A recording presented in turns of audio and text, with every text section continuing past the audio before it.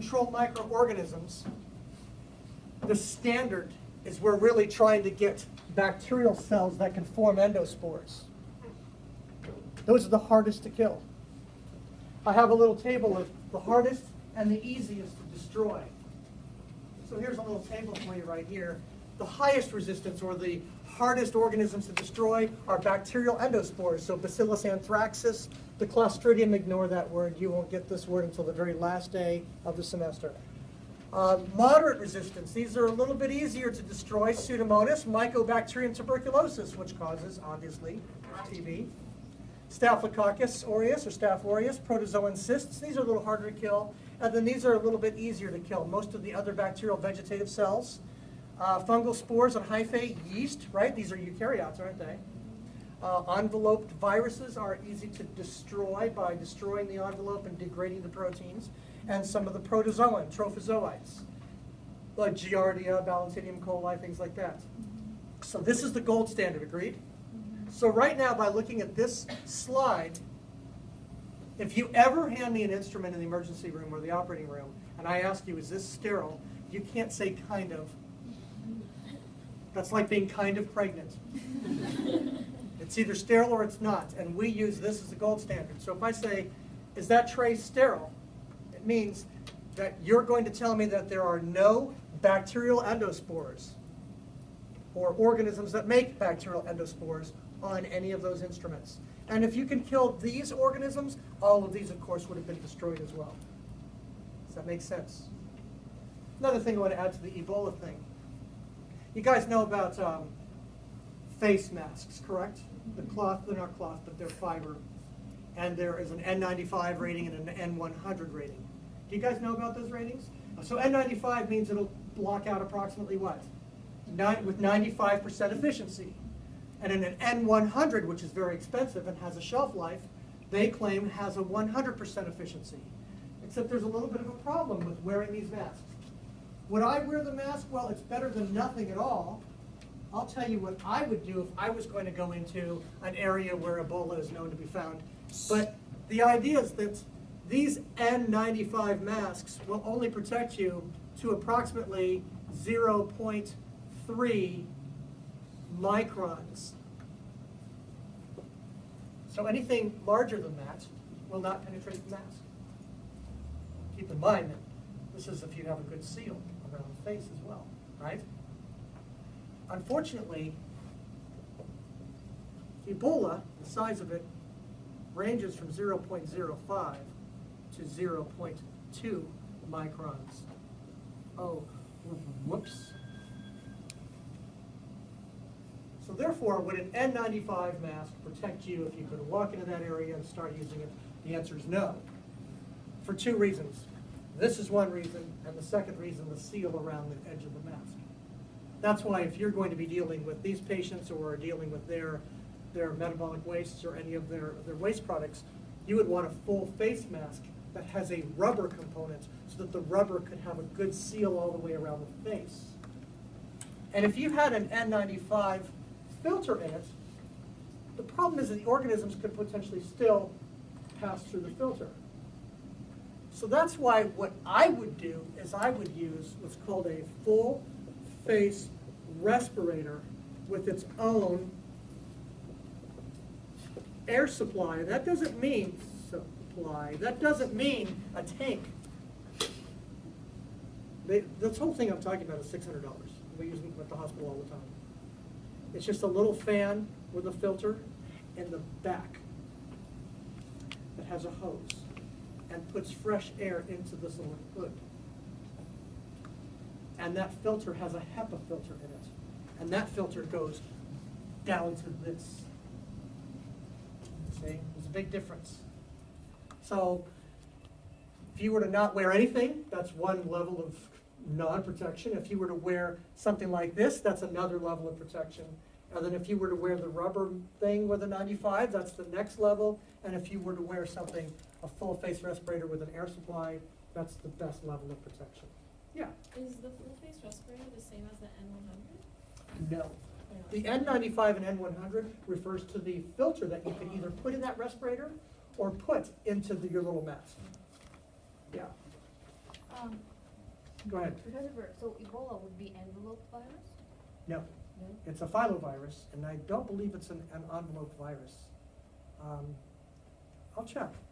There's many strains of Ebola. So this Right, I strain, read I'll that. see if it's enveloped. So if you And go I'll into, speak to you. into an airplane and you need to fly somewhere these days, would you be okay disinfecting your seat and everything around Right, you because with heating, what? ventilation, or excuse me, there's no heating and the ventilation system aboard the aircraft can't transfer the organism to you. But you But can the people touch stuff. sitting around, you can touch things and touch your face and touch your food. People sitting around you, the idea is that you see, if they sneeze, And it the, dries it. the droplets could potentially carry, right, if they're in the seat next to you, right? So, So what would you take with you into the airplane? Clorox or isopropyl alcohol or Amphil? I would take some disinfectant wipes. Any of the disinfectant wipes would destroy that organism, would destroy it. I don't say kill, I say destroy. Marcos. And what about those other masks that EMTs and paramedics wear? Okay, so Piece on- I actually, one of my best friends is a paramedic at Montecito Fire. And we were all sitting around, I talked to him this weekend when I was working, I said, so what are you guys doing? They said, well, we wear N95 masks to protect us against tuberculosis.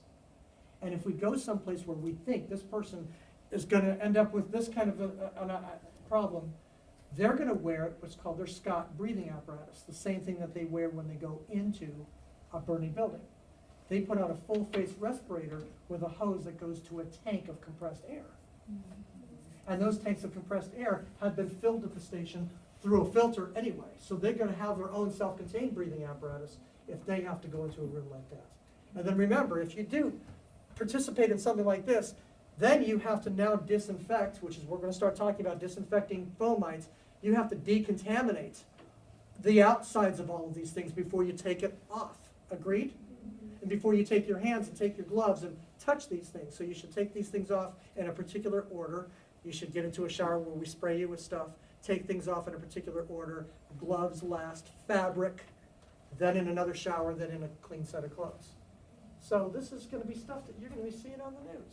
Well, not always. You should see what they were doing in Dallas when they were cleaning up that apartment. I saw That it. was a I cluster. saw it. These- Yeah. Well, once again, people aren't the brightest people in the world, are they? Not to mention that they let it marinate there for 9 days. Oh, and now here's what I want to talk to you about. I'll bet you guys were dying to email me about the fact that they sent this viral patient home with. Antibiotics. Yes. I know. It was in Washington Post. So have I talked to you about how dangerous it is to give everybody antibiotics? And so now this is the point. We're sending somebody home with antibiotics. This is where you have just moved in entirely the wrong direction, and you've placed so many other lives at risk. And you know something? This is something that I'm teaching you guys in undergrad, for Christ's sakes. Do antibiotics work on viruses? Not even close. The guy was not showing signs and symptoms of a bacterial infection. He was showing signs and symptoms of a viral infection. And any practitioner that is not lazy and is well schooled should say, that's a virus. I'm not going to give you any antibacterials. And in terms of sending him home, I guess there's some misconceptions as to whether he lied about where he was from, or I guess some of the people didn't tell the other people at the hospital where he was from, and that information didn't get passed down to the department well. So It is laziness, stupidity, and greed. That's what drives this world, I guess. Yes. at what point a sample of any of his, I don't know, tissue or body fluid should have been taken and examined for gram-negative, gram-positive, or for whatever it needs to be examined for?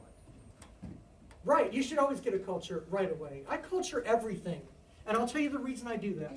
If you come in and you've got signs and symptoms of a bacterial infection, the reason why I get a culture and send you home on antibacterials is because then if the culture comes back with something that I didn't anticipate, I can have the nurse call you at home and say, you know something, they have changed your prescription. Could you go back to CVS and could you get this other prescription because this is the organism that we're fighting? Do you see that that's the right thing to do in the world? All right, so let's talk about fomites. Let's talk about destroying organisms on these fomites. Ready? So here's some words that you'll need to know for the next exam. So here's decontamination, the destruction, removal, or reduction in microbes. If you are going to wear this apparatus in a Tyvek suit and you're going to wear all this stuff and you're going to come in contact with the patient, you need to go under a decontamination protocol before you start taking it off. Because in removing this, can't you get exposed to what's on the outside of it? So the decontamination procedures are typically what you'll see, and that's how I'm using that word in a sentence. Next is antisepsis. These are disinfectants, or we should say chemicals that are applied directly to exposed body surfaces. Disinfection, however, is the process to destroy pathogens on inanimate objects. And I gave you an example of an inanimate object. It starts with the letter F. Fomites. And how do we spell that? F-O-M-I-T-E, not F-O-A-M. So F-O-M, because everybody spells it fomite like the word foam. F-O-M-I-T-E, fomite. Countertops, surfaces, doorknobs, windows, handles.